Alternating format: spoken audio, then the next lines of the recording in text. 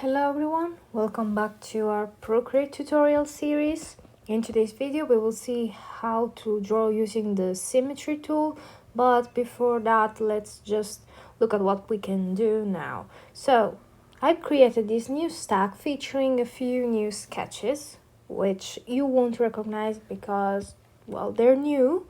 And basically what we're going to do in the next few videos, we are going to test everything featuring symmetry, perspective, and grids.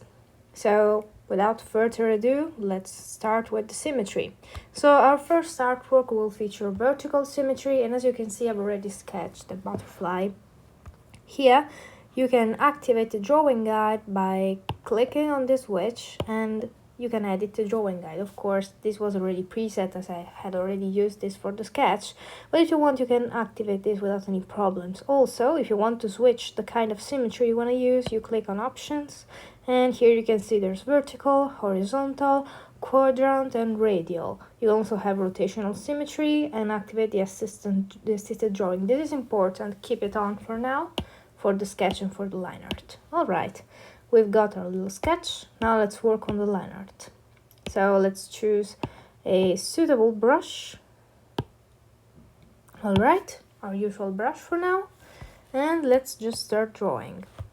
So you can see this layer is not assisted, so we are going to activate the assist by clicking on layers icon and clicking drawing assist. Perfect.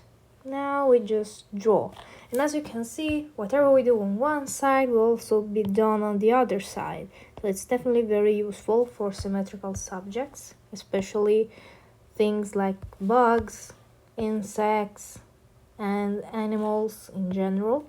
Since symmetry is very common in nature, this is going to help us a lot. Alright, let's just trace as we know already, because we've practiced it a lot of times now on the channel. And this is a very simple tool to use. You can have fun with it however you want.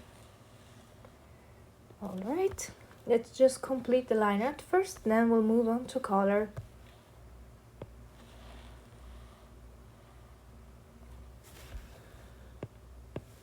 Perfect. Now we just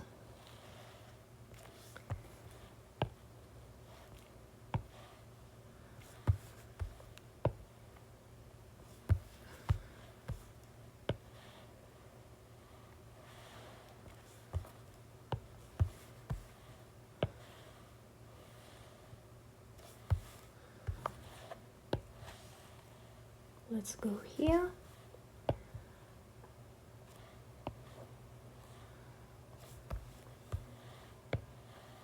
And just draw. Okay, so as you can see, it's perfectly symmetrical. Let's just complete this part. Alright, and now we just look for any mistakes on the line art. Let's deactivate the sketch layer and look for anything that might be missing or anything that doesn't quite look right. This is not a very long process, but it takes precision in order to achieve a good result. You need to practice a lot. Alright, now our line art seems to be done, so we can do the same process we did with our first drawings. So we'll duplicate the layer, select the one below, and fill it in with color. Okay, we are going to choose a few different colors. We are going to choose this little very dark grayish, almost purple brownish, I have no idea, but as you can see here, basically what this tool does is mirror the colors too, as you can see here. It makes everything so quick. Right, we are going to color this in as well, and we are going to select darker color again and color these areas. So basically we're already at a very good spot. Now we are going to select the color of the body of the butterfly.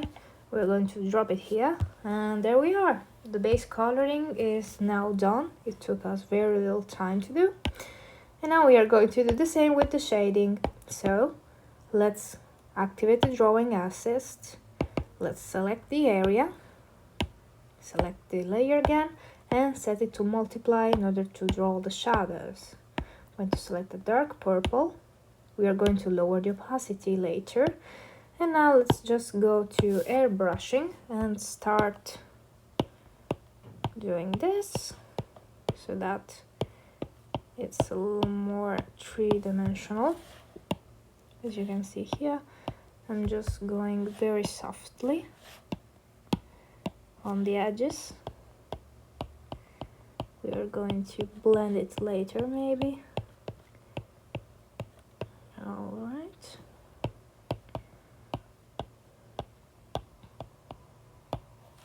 Let's blend it now. Let's choose an airbrush for this one as well. We got airbrushing here. Alright. Let's reduce the size a bit. And as you can see here, it created a beautiful shadow effect. Now we're going to do the lighting, of course. And we're gonna go with add and select a paler color. And we're going to lightly dab over the areas that we want to look more, brighter. Let's do the same thing with the blending. And select again and add some light to these wings as well.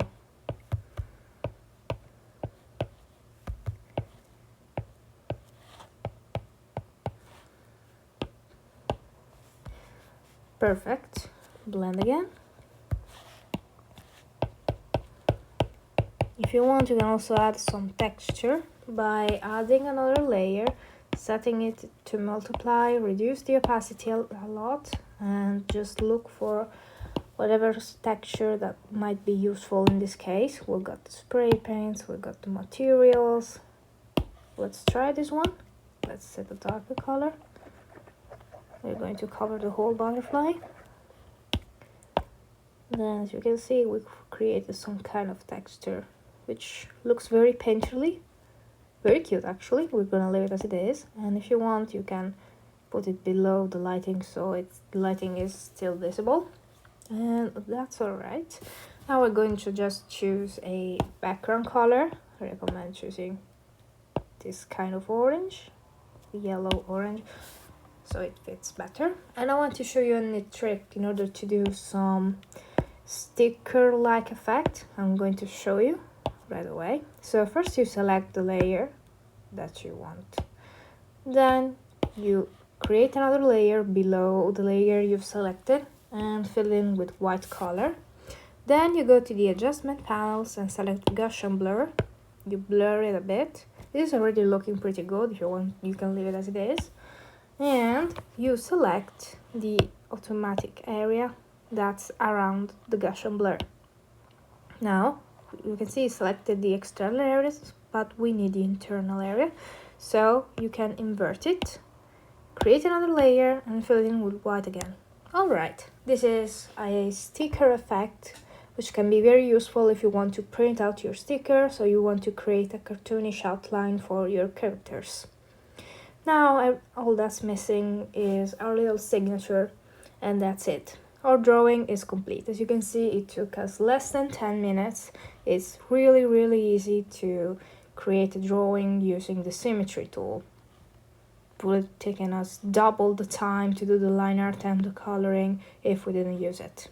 Alright, now let's see another kind of symmetry. As you can see, I already prepared a sketch here. It's a tiger drinking from a water hole, and it's quadrant symmetry.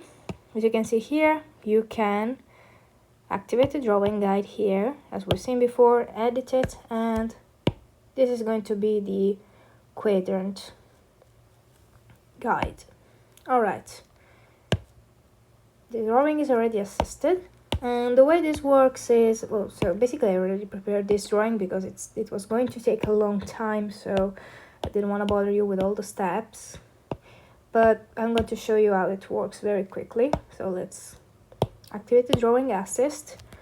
And as you can see here, everything it does on one single quadrant, it does on the other ones.